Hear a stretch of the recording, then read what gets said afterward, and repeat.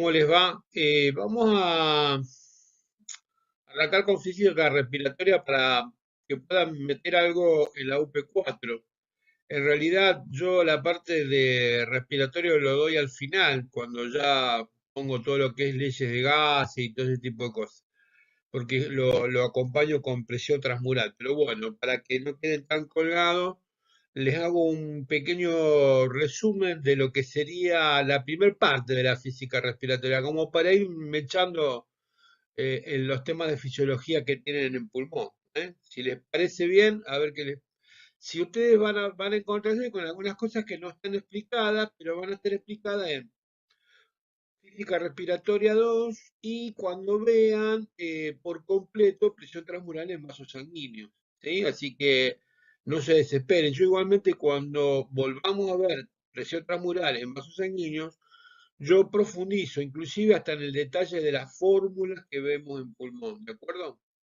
Una de las cosas que queríamos recalcar era los tipos de resistencia. Ustedes habían visto conmigo, o vieron, perdón, yo estoy siempre pensando en una clase oral, pero habían visto tipos de resistencia, vieron resistencia en serie y en paralelo. No entramos a cardiovascular todavía, pero bueno, para que tengan algo de resistencia en pulmón, primero pasemos por cómo se conectan las resistencias. Hay dos tipos de resistencia a nivel pulmonar, también a nivel cardiovascular, pero a nivel pulmonar tengo en serie y en paralelo. Y acá está bien diferenciado, mucho más fácil de entender. La conexión en serio es la que corresponde anatómicamente a las vías aéreas superiores. A ver, imaginen, fosas nasales, las dos fosas en paralelo entre sí, pero conectadas en serie con la faringe. ¿Estamos de acuerdo? ¿Sí? Fosas nasales, conectada en serie con faringe, faringe conectada en serie con la laringe conectada en serie con la tráquea y en la bifurcación traqueal, ahí empezaría anatómicamente la conexión en paralelo. Esto es un dato que semiológicamente y clínicamente es importante, porque recuerden que en una conexión en serie la resistencia total es mayor a la sumatoria de todas, ¿no? O a la que ejerce cada una. Por lo tanto, eh, si ustedes producen una disminución del radio, por ejemplo, traqueal, por alguna causa, como podría ser una broncoaspiración, o sea, el paciente se atraganta con un pedazo de comida y la comida en medio del esófago va a la tráquea. Claro, la tráquea está conectada en serie, por lo tanto, cada resistencia parcial genera un aumento significativo de la resistencia total. Por lo tanto, ustedes van a ver que un paciente que tiene obstrucción de la vía aérea superiores tiene una gran resistencia a la entrada de aire, correspondiente físicamente a flujo. Entonces, ustedes van a ver si aplican la ley general del flujo, flujo igual a delta P sobre resistencia. Al estar aumentada la resistencia traqueal, por ser una conexión en serie, estaría aumentada la resistencia total. Esto obligaría al sistema pulmonar a aumentar la delta P. Claro, es un sistema abierto cuya delta P depende en parte de la presión del aire y de la capacidad del tórax y pulmones para generar diferencia de presión. Por lo tanto, ustedes van a encontrar a un paciente que está broncoaspirado intentando hacer fuerza para poder meter aire. Generalmente eso clínicamente agrava el problema, porque cuanto más presión metes, más se introduce el cuerpo extraño. ¿Está? Pero bueno, al margen. Fisiológicamente, estas resistencias en serie también van a dar origen a un flujo que ahora vamos a ver, que es el flujo turbulento. ¿Qué partes del sistema pulmonar están conectados en paralelo? Bien, a partir de la bifurcación traqueal, los dos pulmones. Y dentro de los pulmones, todo lo que sería el árbol bronquial. Esto es buenísimo, en parte, porque me permite inclusive, ya yéndonos de tema físico, me permite inclusive perder un pulmón. Yo no puedo vivir sin tráquea, porque no tengo conexión. Pero sí podría vivir sin pulmón, sin un pulmón, porque esto me estaría compensándose porque como están conectados en paralelo, el aire que entraba a los dos pulmones ahora se redistribuiría hacia el pulmón presente. Inclusive hay cirugías donde el cual se extirpan partes del pulmón, segmentos pulmonares, y el paciente puede tranquilamente vivir con otra parte del pulmón sin ningún problema. Pero no nos vayamos a la cirugía, vayamos a lo normal. Normalmente el aire entra y se reparte, se distribuye basalmente. Como los pulmones están en paralelo y encima el árbol bronquial está en paralelo, yo puedo inclusive hasta redistribuir el aire dentro de un pulmón. En algún momento determinado de un ejercicio físico intenso, yo puedo broncodilatar los bronquios terminales de los ápices o vértices y generar un mayor flujo de aire, ¿ah? Más del que tenía normalmente. ¿Sí? Perfecto.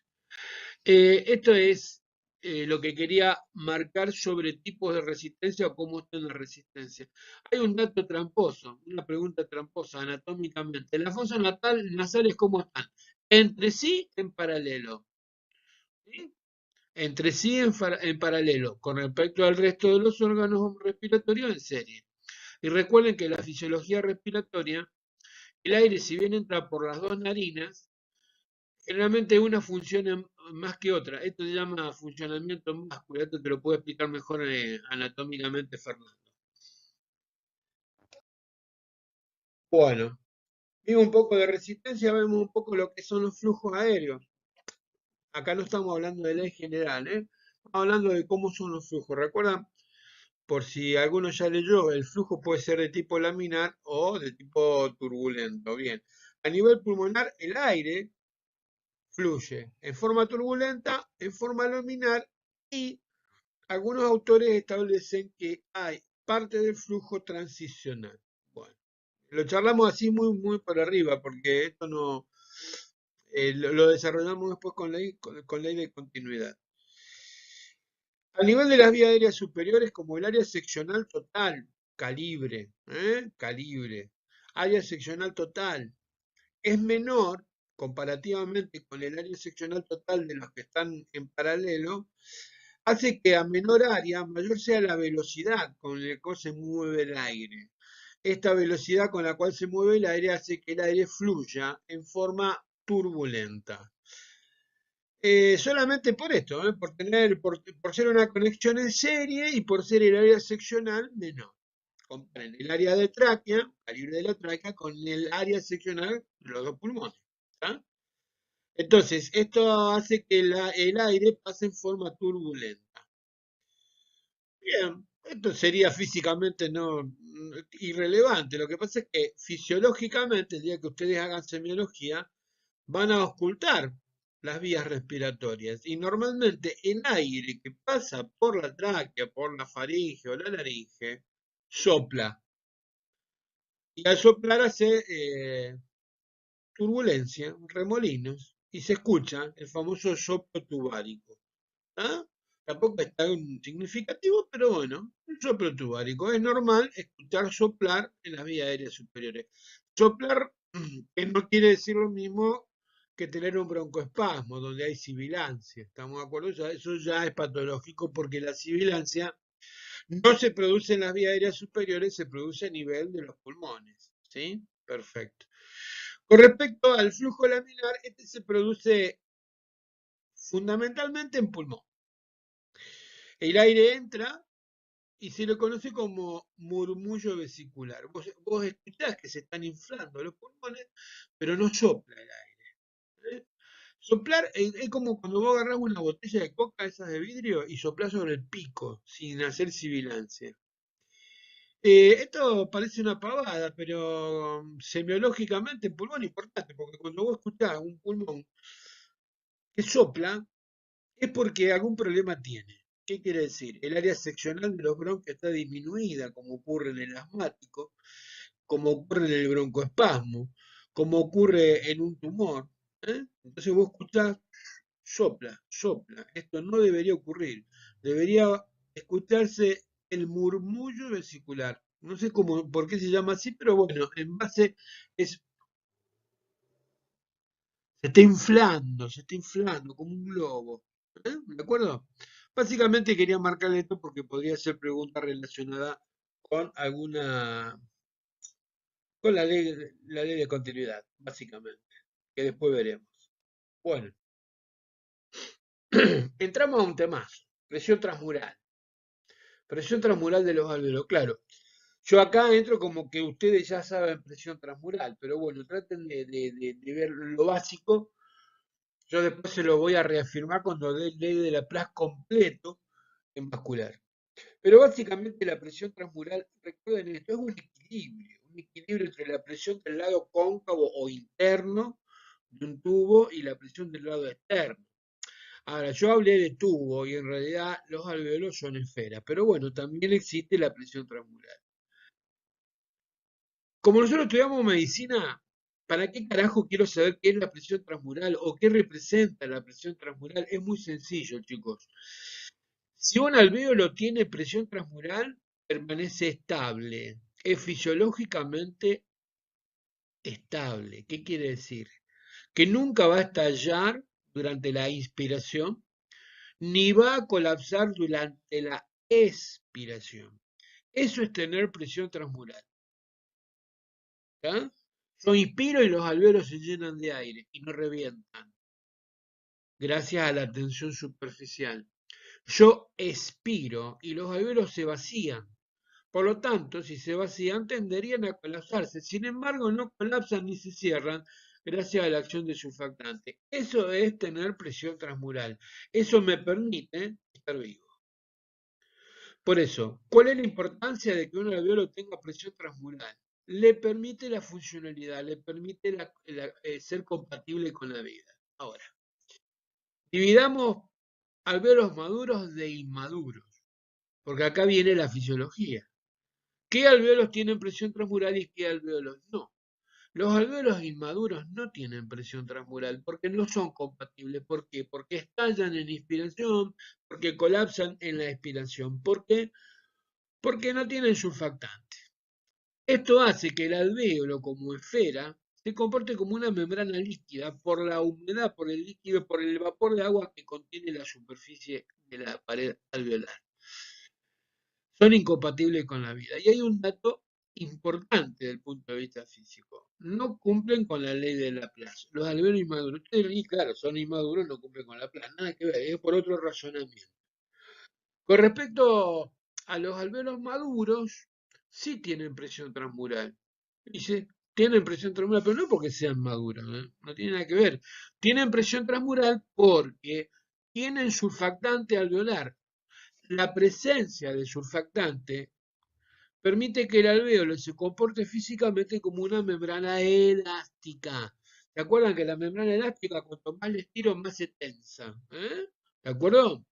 Una membrana líquida no se estira y si se estira no se tensa porque no tiene surfactante. Ahora, los alvéolos maduros, ese es un boludo que pasó con la moto. Los alvéolos maduros tienen presión transmural gracias a la acción del surfactante. La acción del surfactante permite que se comporten como membranas elásticas, pero no confundan esto. Que tengan presión transmural no quiere decir que cumplan con Laplace. La ley de Laplace no se cumple. Ni en el alvéolo maduro, ni en el alvéolo inmaduro. Primero, en el inmaduro no se cumple porque no hay presión transmural. Chao. Y en el maduro, la ley de Laplace no se cumple porque la ley de Laplace se aplica a paredes rígidas. ¿Está? Y el alvéolo, en presencia del surfactante, se comporta como una pared o membrana elástica. Eso es lo sencillo. Si alguna vez te preguntan por qué los alvéolos no cumplen con la PLAS, sí, bueno, señora, los alvéolos inmaduros no cumplen con la PLAS porque no tienen presión transmural. Y los alvéolos maduros no cumplen con la PLAS porque son membranas elásticas. Y la PLAS analiza membranas rígidas. ¿Qué tal? No podemos explicar transmural si no hablamos primero de la ley de Laplace. Este muchacho Laplace establece que en una membrana curva, de forma curva, la presión transmural, o sea, el equilibrio, se logra entre la presión del lado cóncavo que tira hacia afuera y la presión del lado convexo. La presión transmural es un equilibrio entre la presión del lado cóncavo y la presión del lado convexo. La ley es solo válida para componentes rígidos. Eso lo aclaramos anteriormente, pero por la duda lo recalcamos. Por lo tanto, ni en pulmón ni en vasos sanguíneos cumplimos con Laplace. Esto no quiere decir que los vasos sanguíneos y los alveolos no tengan presión transmural. Porque la presión transmural es el equilibrio resultante entre la presión del lado cóncavo y la presión del lado convexo. La primera fórmula que aparece, esta es una fórmula general, PTM, presión transmural, extensión sobre radio. ¿Está? Como toda presión, fuerza sobre superficie, la tensión, fuerza sobre longitud, fuerza por estiramiento, y el radio, punto. El radio, acuérdense que es la mitad del diámetro, por la duda alguno no sabe, ¿sí? Perfecto. ¿Por qué hablamos de radio? Porque Laplace habla de círculos, o sea, curvas. Entonces, en una curva, pi por radio al cuadrado da la superficie. Entonces, usa el radio. Nada más que por eso. Bueno, hasta acá no hay mucho. Bueno, si alguna vez te piden graficar Laplace, guarda. Una cosa es la gráfica de Laplace y otra cosa es la gráfica de presión transmural. Voy a decir, bueno, sí. En tubo rígido, Laplace y transmural es la misma gráfica. En vasos sanguíneos van a ver que la gráfica es totalmente distinta, así que tranquilo. Por ahora hablamos de Laplace. La gráfica muestra una recta con pendiente creciente, el radio como variable independiente, la tensión como variable dependiente, y Laplace establece que la tensión de la pared de un tubo es directamente proporcional al radio del tubo. Tubos de distinto radio, cuanto mayor sea el radio, mayor deberá ser la tensión para mantener la presión transmural, o sea, para evitar que el tubo se rompa o colapse. Por eso establecemos que la presión transmural es el equilibrio y como es un equilibrio permanece constante. Ustedes van a ver que en la gráfica la recta muestra la relación entre radio y tensión. A mayor radio, mayor tensión. Acá Laplace compara tubos de distintos radios. Si vos tenés un radio de 2 centímetros, tenés una tensión de 10, qué sé yo, inventamos. Si tenés un radio de 4 centímetros, la tensión debe ser de 20. ¿Para qué? Para que la presión transmural siga valiendo 5. El valor tú me lo compensa. Lo que me importa es que el tubo no se rompe ni colapsa. Eso es Laplace. ¿Está? ¿De acuerdo? Perfecto. Bien. Recuerden que este no es el gráfico de transmural para vasos sanguíneos. Bien. Llegamos a un concepto bastante a veces difícil de entender. Nosotros decimos que la tensión es fuerza por unidad de longitud. A ver, tengo una membrana elástica atada a una punta y la quiero estirar, o sea, aumentar su longitud. Para estirarla tengo que aplicar fuerza. La fuerza aplicada que permite aumentar la longitud de ese cuerpo es la tensión. ¿Ah? Cuanto más se estira, más se tensa. Y ahí está la diferencia entre un componente más elástico o menos elástico. Los componentes elásticos se resisten a ser estirados, mientras que los componentes distensibles no se resisten a ser estirados. En realidad, uno podría buscar el ejemplo más sencillo. Vos tenés una bandita de goma, viste, cuando estás boludeando estudiando, tenés una bandita de goma, te la pones entre los dientes y empezás a estirar. Si la soltás, te pega en la jeta, porque vos la estiraste y como está en elástica, vuelve a recuperar su longitud inicial. Y eso te hace acordar que nunca tenés que estirar una bandita de goma entre los dientes. Eso es elástico. Eso tiene tensión elástica. Bien, ahora en vez de tener una bandita de goma, lo que estás haciendo es agarraste el chicle, viste, como en la época, bueno, no sé ustedes, pero agarraba el chicle, te lo ponía en la boca y lo estirabas con el dedo, viste, y cuando lo soltaba, el chicle quedaba colgado. Eso es distensible, porque una vez que lo estiraste no recupera nunca su longitud inicial. Bien, eso es tensión elástica, o lo otro, si no es elástico, es distensible. Bien, ahora encontramos un nuevo concepto de tensión. Tensión superficial. Ah, voy a decir otro quilombo más, sí.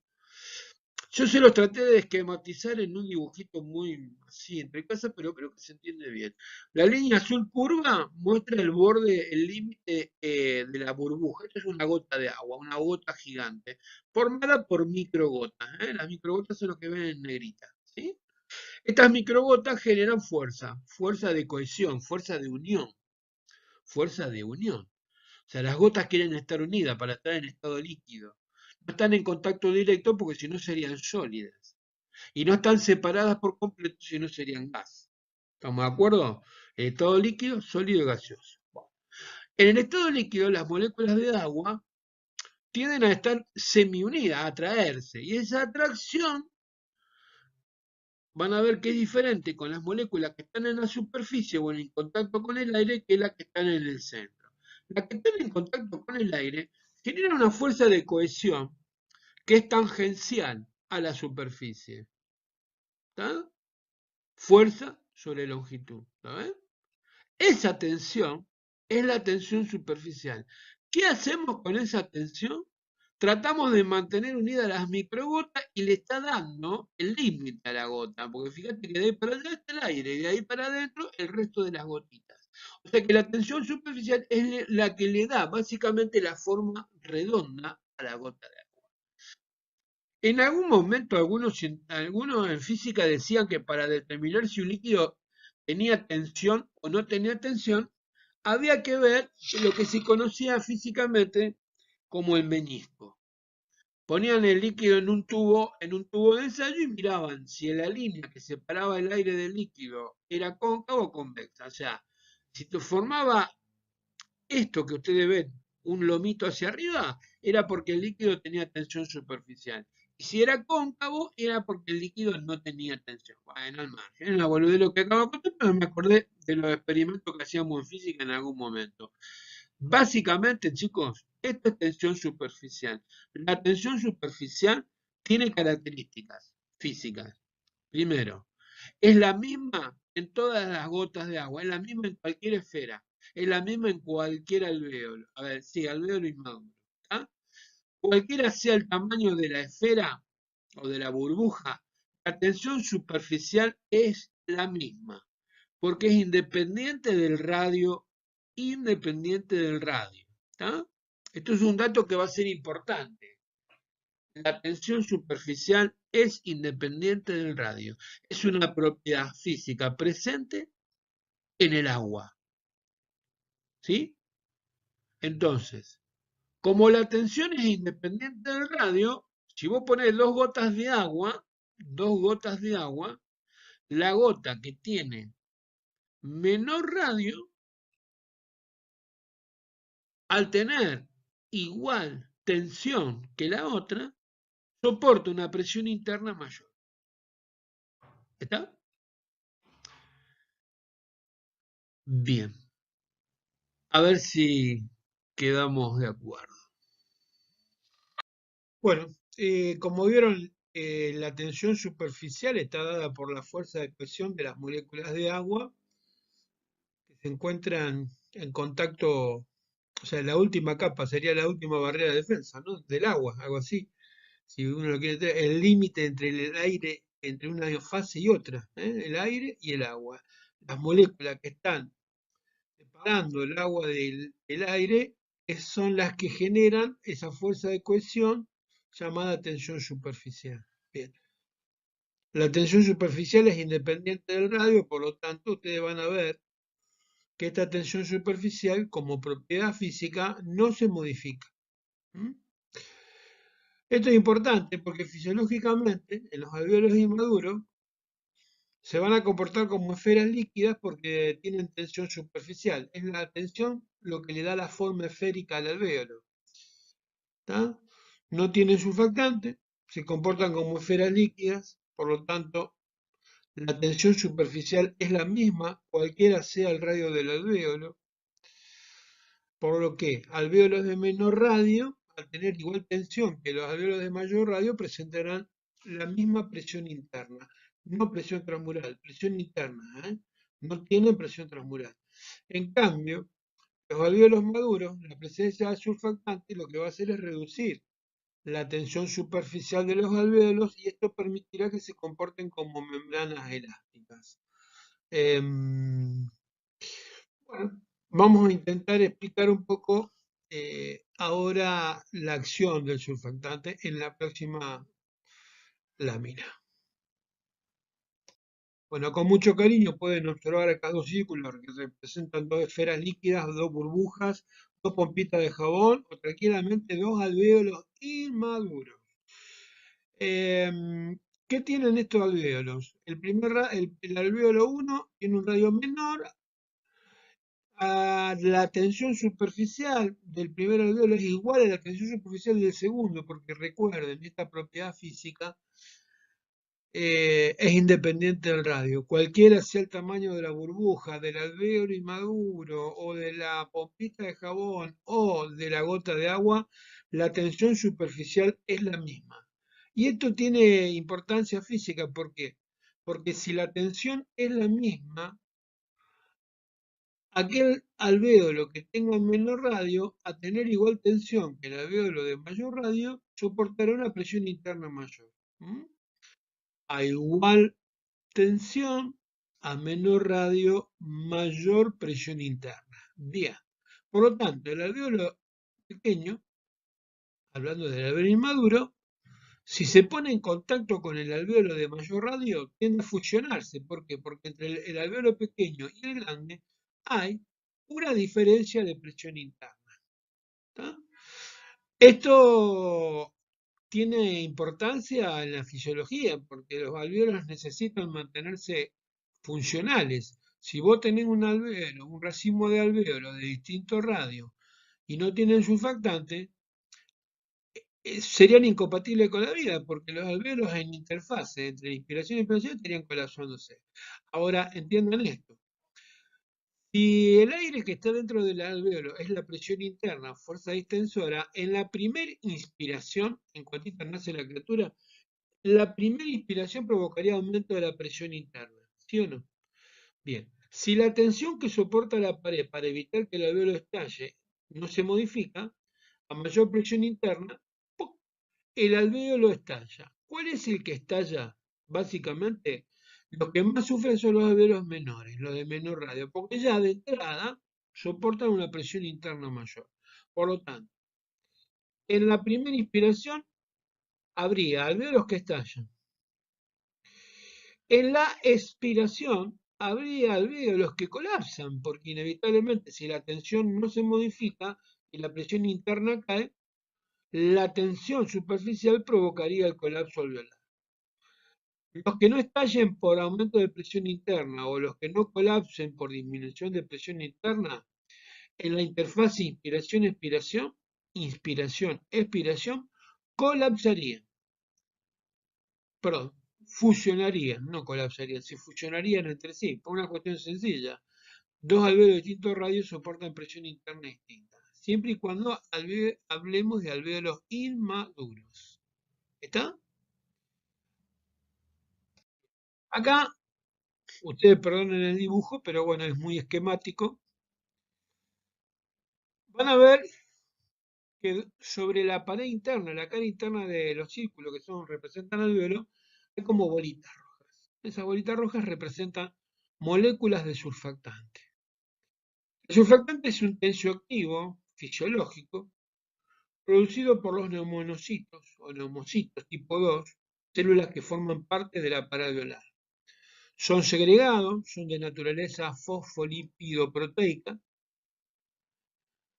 y tienen la función fisiológica de, escuchen bien, reducir la tensión superficial durante la expiración. Reducir la tensión superficial durante la expiración. Hay un dato que es importante. Ustedes miran los dos alvéolos, el de menor radio, las moléculas de surfactante recubren por completo la cara interna. En el alveolo de mayor radio, las moléculas surfactantes no recubren por completo. Bueno, en realidad son dos situaciones diferentes de un mismo alvéolo. En el primer alvéolo, el más pequeño, ese alvéolo está en expiración. Y en la segunda situación está en inspiración. ¿Qué es lo que quiero aclarar? Que la cantidad de moléculas de surfactante presentes en el alvéolo es siempre la misma. Lo que va a cambiar es la concentración. ¿Está? ¿Me siguen hasta acá? Entonces escuchen bien. Durante la expiración, la presión interna del aire disminuye, por lo cual la fuerza distensora del alvéolo disminuye. Al disminuir la fuerza distensora, el alvéolo tiende a reducir su radio. Al reducir su radio, tiende a reducir la superficie alveolar. Por lo cual, las moléculas de surfactante ahora que recubren la pared alveolar se ponen en contacto íntimo, interactúan con las moléculas de agua y esto hace que la tensión superficial se reduzca. A menor radio, menor tensión. Logrando de esta manera un equilibrio entre presión del lado cóncavo y presión del lado convexo, la moraleja, logrando así tener presión transmural. Por eso se dice que el surfactante reduce la tensión durante la expiración. ¿Cómo hace para aumentar la concentración? Es muy sencillo, chicos. Son moléculas de surfactante que están ahora presentes en una superficie menor. En realidad la cantidad no varía, varía la superficie. A menor superficie alveolar, por reducción del radio, la concentración aumenta. Y al aumentar la concentración, le permite al surfactante interactuar con las moléculas de agua, romper la fuerza de cohesión y reducir la tensión. Esto evita que el alvéolo colapse durante la expiración. ¿Qué pasa en la inspiración? Bien, la presión interna del aire aumenta la fuerza distensora, esto hace que el radio de este alvéolo aumente. Al aumentar el radio, la superficie alveolar aumenta. Esto reduce la concentración de surfactante y al reducir la concentración de surfactante deja de actuar sobre la tensión superficial. Por lo tanto, el alvéolo logra alcanzar su máximo valor de tensión. Ese máximo valor de tensión, llamado tensión superficial, es la que se opone a la presión interna y es la que evita que el alvéolo durante la inspiración estalle.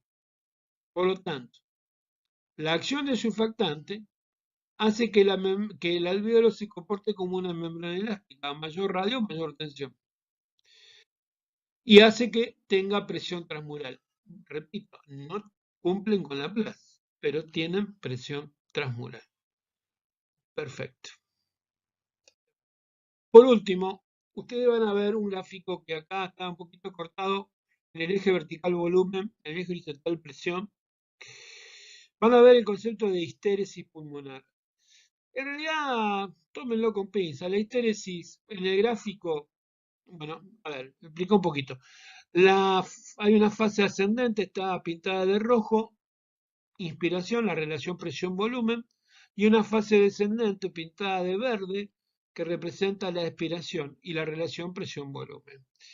El espacio o el área que hay entre la curva ascendente de la inspiración y la curva descendente de la expiración, esa área bajo la curva, representa lo que conocemos como la histéresis, que en sí está determinando la distensibilidad pulmonar. Recuerden que la distensibilidad es una propiedad física que mide en cierta manera la capacidad que tiene un cuerpo de deformarse. Un cuerpo muy elástico es poco distensible, es menos distensible. Por lo tanto, el concepto que yo tengo que grabar es este. En presencia de surfactante, el alvéolo se comporta como una membrana elástica. Y a esto le sumo la elasticidad propia de los componentes del pulmón. Por lo tanto el alvéolo como el pulmón tienen mucha elasticidad. Por lo tanto, tienen poca distensibilidad. Y esto es lo que queda graficado entre las dos líneas ascendente y descendente. El pulmón del ser humano vivo o de un alveolo o el pulmón maduro tiene menos distensibilidad y por lo tanto tiene más elasticidad. Esto inevitablemente es lo que determina que la inspiración sea activa y que la expiración sea pasiva. Yo para meter aire en el pulmón tengo que generar una gran variación de presión, gracias a los músculos respiratorios. En cambio, para expirar, con relajar los músculos respiratorios yo puedo eliminar el aire, porque como es un cuerpo muy elástico, el pulmón y sus componentes tienden a recuperar su longitud inicial. ¿Eh? Esta es la virtud de ser un compuesto elástico. ¿Por qué es elástico? Porque tiene poca distensibilidad. Y bueno, por la presencia de surfactantes que lo convierte en un cuerpo elástico y por las fibras elásticas propias del pulmón que también le dan elasticidad. Eh, ¿Cómo sería este gráfico en un pulmón aislado? Esto es pregunta de examen final. Pulmón aislado uno tiene que pensar un pulmón de un muerto, un pulmón sin surfactante. Las dos curvas pegadas. ¿Por qué? Porque tienen menos histéresis. Es menor la histéresis porque es menor la elasticidad y mayor la distensibilidad. Las dos curvas prácticamente pegadas, prácticamente no habría una superficie que pintar o que cubrir entre la curva ascendente y la descendente. Eso es básicamente lo que tienen que acordarse. La distensibilidad pulmonar es menor en un pulmón sano. En un pulmón de un muerto la distensibilidad es mayor. Es más, en un ahogado, si yo saco un pulmón y lo aíslo, como perdió surfactante, yo lo puedo inflar fácilmente, porque no se resiste a ser estirado, porque tiene mucha distensibilidad, claro. Lo contrario sería, ¿no? Lo puedo inflar, pero me cuesta desinflarlo, porque como no es elástico, se infla y lo tengo que desinflar generando presión. Acá, la elasticidad del pulmón en el ser vivo me permite meter aire a presión y sacar aire prácticamente sin hacer ninguna fuerza. Eh, Creo que es lo más importante de todo esto. ¿Mm?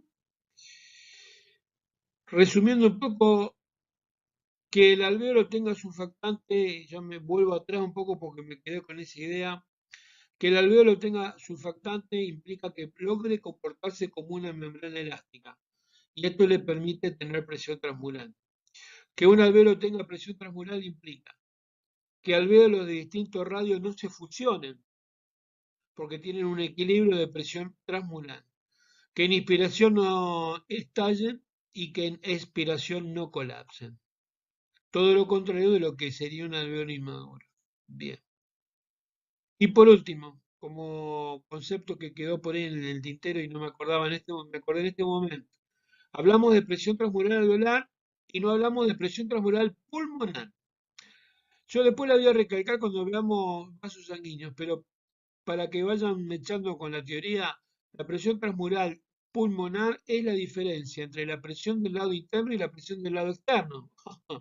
La presión del lado interno o presión del lado cóncavo está generada por la presión del aire inspirado, presión pulmonar, mientras que la presión del lado externo está generada por la presión pleural, la presión transmural pulmonar o torácica.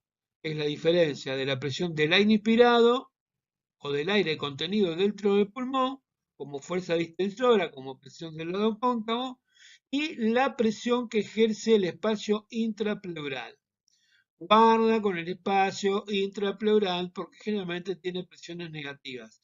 Pero a diferencia de las presiones negativas que uno podría pensar que empujan, la presión negativa intrapleural permite que el pulmón se distienda. Bueno, espero que les haya servido. Nos estaremos viendo en la próxima. Un abrazo.